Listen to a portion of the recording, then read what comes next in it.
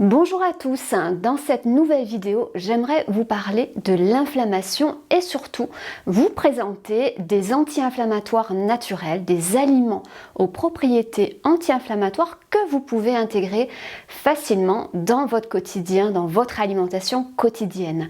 Avant cela, je vous invite à vous abonner à cette chaîne, cliquez sur le bouton rouge s'abonner ci-dessous et bien sûr activez la petite cloche qui vous permettra de recevoir une notification à chaque nouvelle vidéo. Alors avant de vous présenter ces aliments aux propriétés vraiment anti-inflammatoires, tout d'abord, qu'est-ce que c'est l'inflammation? L'inflammation, il faut que vous sachiez que c'est un phénomène tout à fait naturel. L'inflammation est normale, on a besoin de cette inflammation pour guérir les plaies. Quand vous vous coupez par exemple, il y a une inflammation qui permet la cicatrisation. Et l'inflammation est indispensable également pour lutter efficacement contre les attaques virales et les attaques bactériennes. Le problème avec l'inflammation, c'est quand ça devient chronique. C'est quand il y a une inflammation alors qu'il n'y a aucun besoin d'inflammation dans l'organisme. Alors, qu'est-ce qui peut provoquer cette inflammation, cet excès d'inflammation et cet excès d'inflammation chronique dans l'organisme? Eh bien, il y a différents facteurs. Par exemple, il peut y avoir le facteur alimentaire, une alimentation trop riche en protéines animales, en graisses animales, en graisses de nature oméga 6. Ça peut être également un pH déséquilibré dans l'organisme, un pH trop faible, trop acide, un milieu trop acide en fait dans l'organisme. Ça peut être le stress chronique, ça peut être également notre intestin qui ne remplit plus correctement son rôle de filtre et qui laisse passer des molécules dans le sang qui ne devraient pas passer. Ça peut être également un problème d'oxydation excessive des cellules. Donc tous ces facteurs font que nous avons un terrain inflammatoire trop important dans notre organisme. Et qu'est-ce que ça va créer, cette inflammation? Eh bien, ça peut déjà entraîner des douleurs chroniques, telles que des douleurs articulaires. Et puis c'est le lit également de nombreuses maladies chroniques, telles que le diabète de type 2, telles que l'obésité, telles que les maladies cardiovasculaires.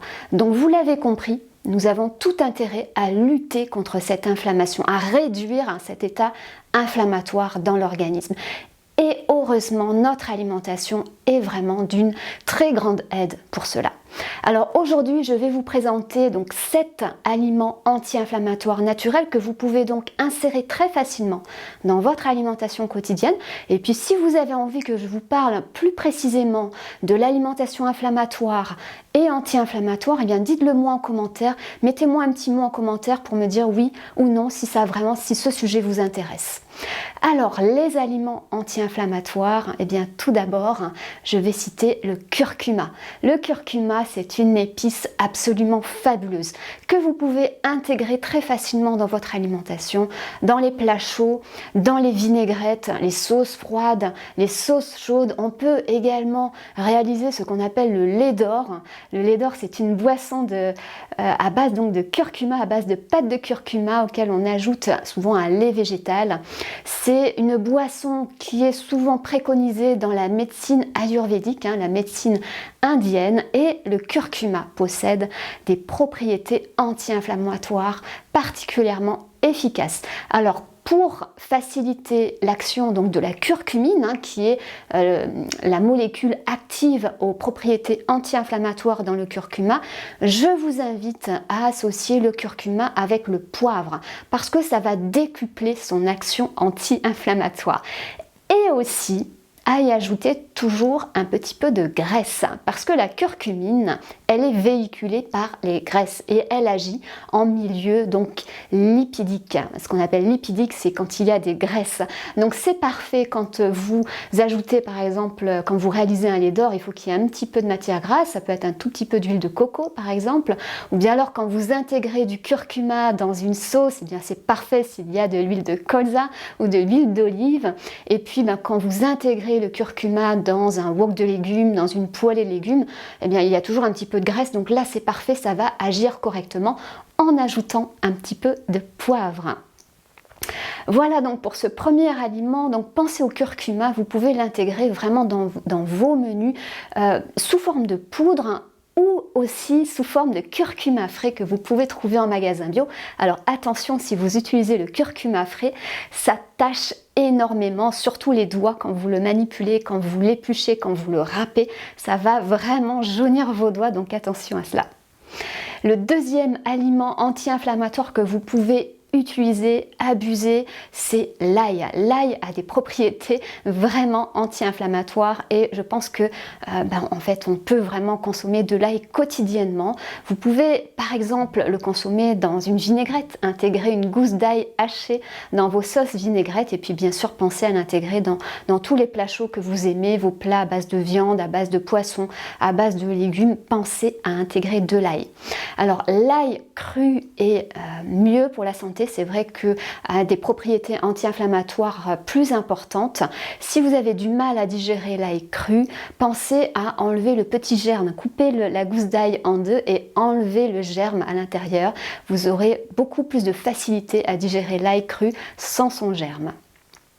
Le troisième aliment anti-inflammatoire que je vais citer, c'est le gingembre. Le gingembre, c'est également une épice avec des propriétés très intéressantes, des propriétés anti-inflammatoires, mais aussi d'autres propriétés, des propriétés antivirales, antiseptiques, etc., antioxydantes. Donc le gingembre, c'est pareil, c'est un petit peu comme le curcuma. Vous avez vraiment tout intérêt à l'intégrer dans votre alimentation régulièrement.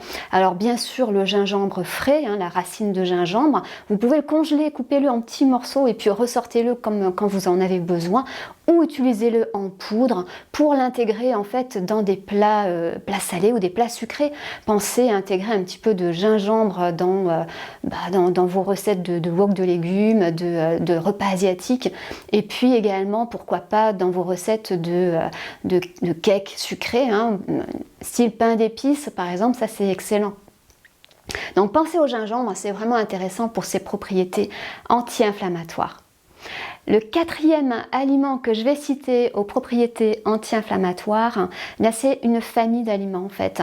C'est tout ce qui est baies rouges. Les fruits rouges ont une capacité anti-inflammatoire, ont des propriétés anti-inflammatoires intéressantes et antioxydantes. C'est vraiment la propriété antioxydante qui permet cette propriété anti-inflammatoire. Donc pensez à intégrer des fruits rouges autant que possible. Donc l'été bien sûr, des framboises, des cassis, des myrtilles, des fraises, et puis quand c'est l'hiver, pensez à les acheter surgelés parce que les fruits rouges sont surgelés immédiatement après récolte, donc ne perdent pas vraiment leurs propriétés. Donc pensez à acheter des fruits rouges surgelés. Vous pouvez réaliser par exemple un coulis de fruits rouges et puis ensuite l'intégrer dans un fromage blanc ou dans un yaourt nature, c'est excellent. Le cinquième aliment aux propriétés anti-inflammatoires très intéressantes, c'est le cacao. Le cacao a des propriétés antioxydantes, anti-inflammatoires et en plus c'est riche en magnésium, c'est riche en plein de choses très intéressantes pour votre santé. Alors attention, on n'a pas besoin de manger beaucoup de cacao, donc beaucoup de chocolat pour avoir ces propriétés anti-inflammatoires. 10 grammes de chocolat, donc choisissez du chocolat noir riche en cacao, en plus ça a un index glycémique bas, donc c'est encore plus intéressant, mais donc soyez raisonnable sur cette consommation de chocolat, mais sachez que ça participe au fait que ça va donc réduire les phénomènes inflammatoires dans votre organisme. Le sixième aliment anti-inflammatoire aux propriétés anti-inflammatoires que je vais citer, c'est les noix, bien sûr. Les noix ont une propriété anti-inflammatoire très importante grâce à leur teneur en oméga 3. Les oméga 3, c'est un type de graisse qui ont vraiment des propriétés anti-inflammatoires, contrairement aux oméga 6 qui ont des propriétés pro-inflammatoires. Donc tout ce qui est riche en oméga 3, il faut que vous en consommiez en fait un petit peu tous les jours. Des noix, donc c'est la façon la plus simple en fait d'en consommer. Ça peut être aussi l'huile de colza, l'huile de noix. Ça peut être également des poissons gras qui sont riches en oméga 3, tels que les sardines, les maquereaux.